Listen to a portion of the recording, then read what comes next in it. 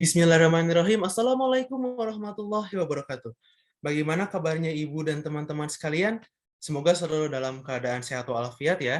Pertama-tama marilah kita panjatkan puji dan syukur atas kehadiran Allah Subhanahu wa taala yang telah memberikan karunia dan hidayahnya sehingga kita semua dapat berkumpul pada kesempatan kali ini. Kepada Ibu Apoteker Sri Penny Fitrianingsi MSI selaku dosen pengampu yang kami hormati dan teman-teman sekalian yang kami sayangi dan kami banggakan. Pada kesempatan kali ini saya Rifki Rahmadi Hairul Ihsan bersama rekan saya Regina Salsabila, Asifa Nur Anissa, Muhammad Gifari Alfarizi, Irma Oktarina Damayanti, Angelivia Widra Tamara Aziz, dan Bilgis Veronica Putri, kami dari kelompok 5 akan mempresentasikan sebuah hasil percobaan dengan judul Sistem Ekresi Urinari yang akan dimulai oleh rekan saya Asifa. Kepada Asifa, saya persilahkan.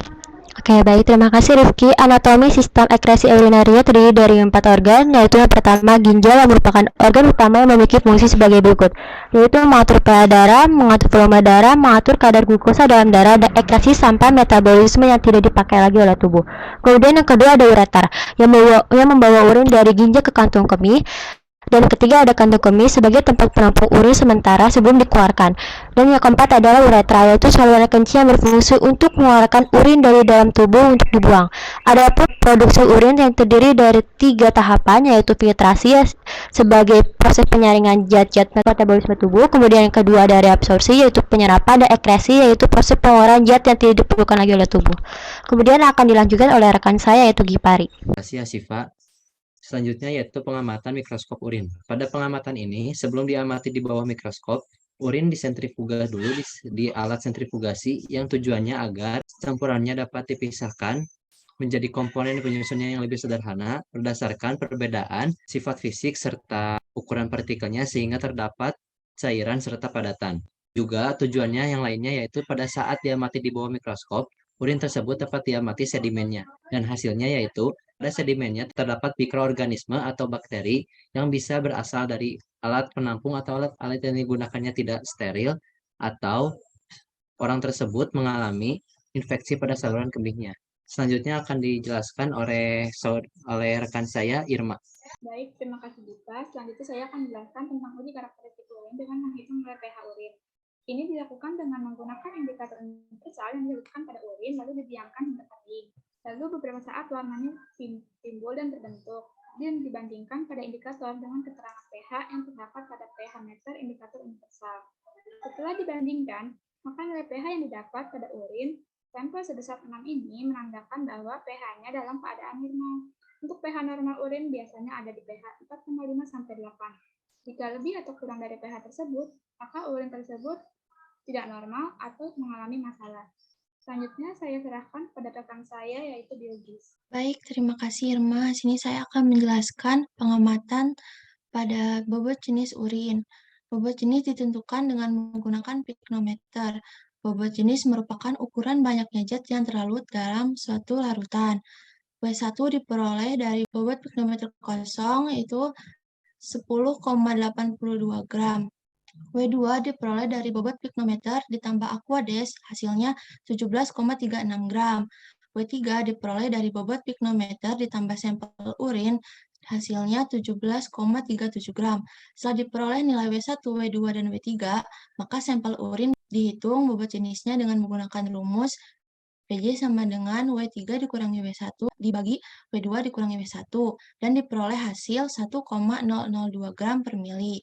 Jika dibandingkan dengan literatur bahwa BJ pada urin normal itu 1,008 sampai 1,030, maka BJ pada sampel urin di atas kurang normal. Ini menandakan adanya kegagalan ginjal dalam pemekatan urin. Terima kasih. Selanjutnya akan dijelaskan oleh rekan saya. Terima kasih Bilgis. Pengamatan penetapan urea yang menganalisis zat-zat yang terlarut dalam urin, maka dilakukan beberapa penetapan untuk mengetahui zat yang terlarut dalam urinnya, di mana dilakukan uji penetapan kandungan urea dalam urin. Dan tujuan ini untuk mengetahui kandungan urea di dalam urean tersebut. Pada saat dilakukan percobaan hasil terdapat urea di dalam urin sampel, itu diketahui karena pada saat proses pemanasan terlihat kristal rombis atau heksagonal pada kaca objek itu terdapat tidak sama literatur karena tidak bisa mengandung bermacam-macam zat diantaranya urea, asam urea, amonia, dan zat-zat lainnya yang merupakan hasil pembongkaran protein, di mana ini tidak terdeteksikan oleh urea dalam sampel urin bisa disebabkan karena pemanasan dengan api yang menyala sehingga kristal rombis menjadi rusak dan tidak terlihat. Selanjutnya akan dibahas oleh rekan saya, Regina. Baik, terima kasih Angel. Selanjutnya saya akan membahas tentang penetapan ion klorida. Penetapan ion klorida untuk mengendapkan Cl negatif di dalam urea sehingga terbentuk endapan AgCl. Diamati ada atau tidaknya endapan putih. Pada sampel urin terdapat endapan putih yang berarti pada urin tersebut terdapat ion klorida. Klorida di dalam urin berasal dari makanan yang mengandung garam. Klorida dalam tubuh juga berfungsi untuk menjaga pH darah, jumlah cairan tubuh, dan aktivitas saluran pencernaan.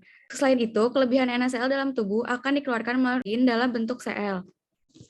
Dalam percobaan ini, terdapat ion klorida dan urea yang menandakan bahwa sampel urin yang dipakai termasuk urin normal atau sehat. Selanjutnya akan dibahas oleh Rifki. Baik, terima kasih kepada Regina.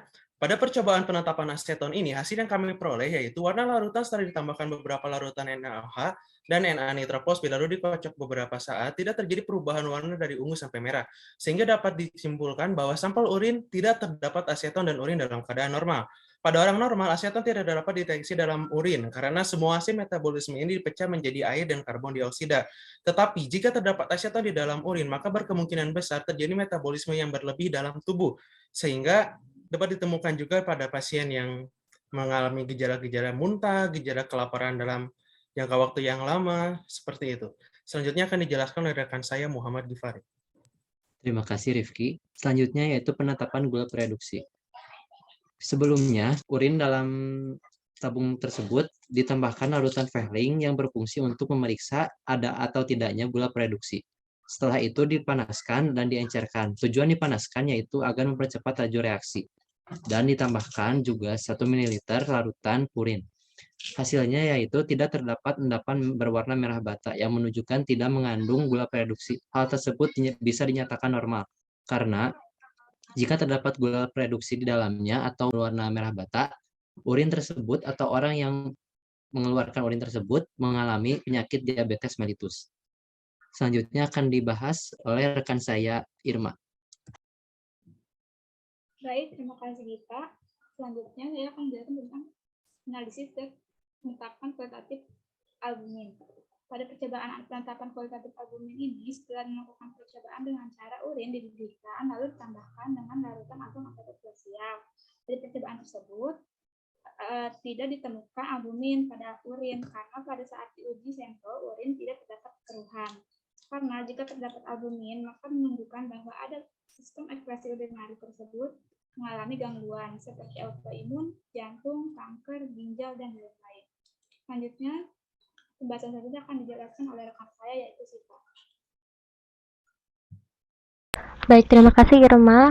Pada hasil tabel yang kami peroleh adalah adanya perbedaan yaitu adanya terdapat mikroskopik yang terdapat di sampel urin, yaitu terdapat mikroorganisme. Terima kasih. Akan saya lanjutkan kepada rekan saya, Angelivia.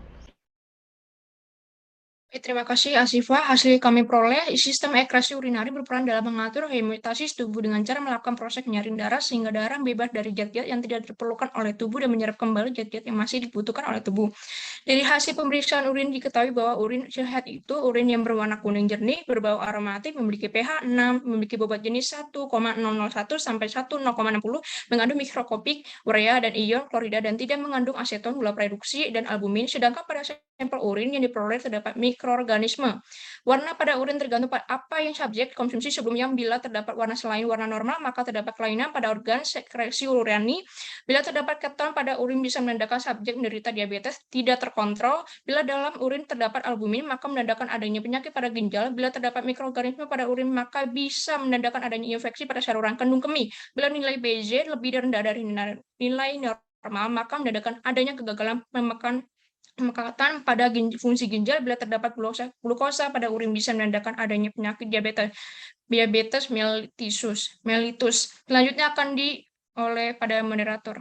Baik, cukup sekian presentasi dari kelompok 5. Kami ucapkan terima kasih yang sebesar-besarnya kepada audiens dan kepada Ibu Apoteker Sri Penny Fitrianingsih MSI selaku dosen pengampu atas perhatian dan kesempatannya.